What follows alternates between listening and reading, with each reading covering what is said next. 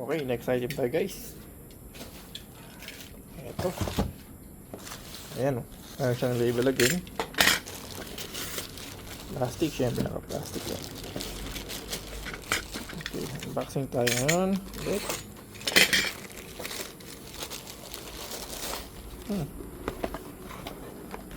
Okay, so we have Shell Advanced Scooter Oil.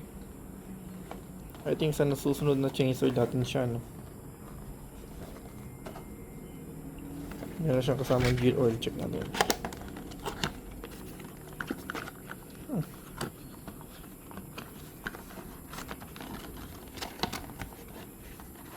Ito yung kanyang scooter gear oil na kasama, no? Yan yung ating langis mismo. Check natin dito, no? Kailangan malaman natin totoo talaga siya.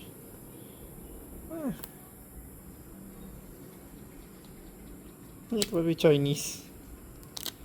Bakit may Chinese dito? Chinese ba? Ano?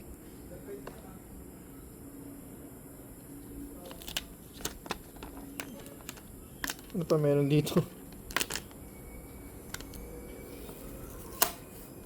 Yun lang. Actually nga siya, no? Pero meron siya ng Thailand, eh.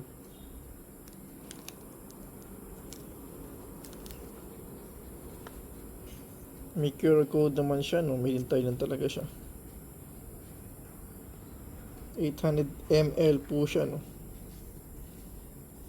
Pero hindi nga siya, no, ng Philippines, ano? May sarili siyang, ano, siguro ng version nito.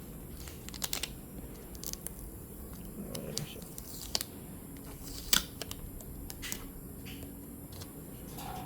Okay. Alright. Shell Advanced AX7 Scooter Oil.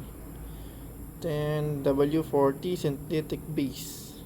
Synthetic base siya, guys. Hindi siya fully synthetic.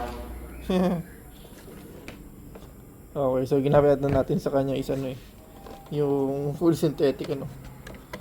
Ito synthetic base lang talaga pala siya. Pero ito yung packaging niya. Alright, thank you for watching po, no? Shell Advance.